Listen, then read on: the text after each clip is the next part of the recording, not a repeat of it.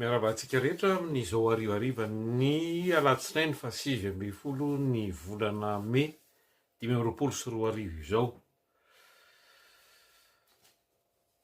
Tena diversion goavana de goavana ataon'ny 8 centimetatra Rajoel zany mba hamerezan-dia atsika, mba tsy harahantsika hanaova mangingina fanarahana varotra maizina ireo ilzeparsitsika any Paris amin'ny volana Jiona. Zay aloha ny fikasany. Macron na miambaiko fa any tsy maintsy atao ny fandiniana momba ny famerenana ireo nosy zany. Zay ny mody resaka famerenana fa resaka zavatra hafa io. Ka apetraka eo ny fa mbola iverenako amin'ny Tsipriny fa lasa zay le diversion be goavana ity resaka base tuliary ity, zay lasa resaka affaire d'etat, zany hoe resaka raharaha goavana teraka krizy eto amin'ny firenena.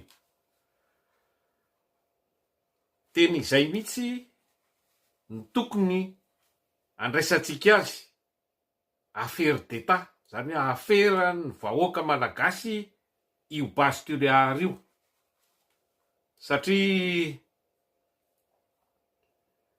mendrika no arovantsika amin'ny herintsika rehetra hatramin'ny farany io base tuliary, ary io no midika na mbola tompon'ny tanitsika isika na tsy tompon'ny tanitsika intsony, satria ny hafa no anjakazaka eto amin'ny tanitsika eketsika anapotika sy animba ny tanitsika ary amono atsika.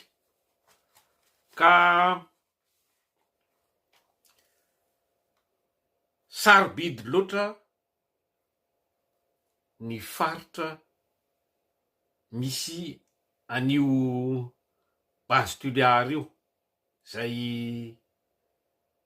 valan-javaboary arovana, aire protégée, zavatra tokana tany zany, zavatra tsy misy hoe naiza naiza misy ohatran'io,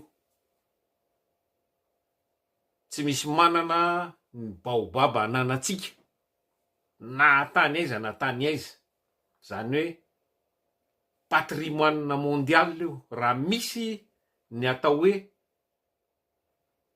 7 merveilles du monde, zany hoe zavatra tsara tarehy mampitolagaga indrindra eto ambony tany, azo lazaina fa 8e merveille du monde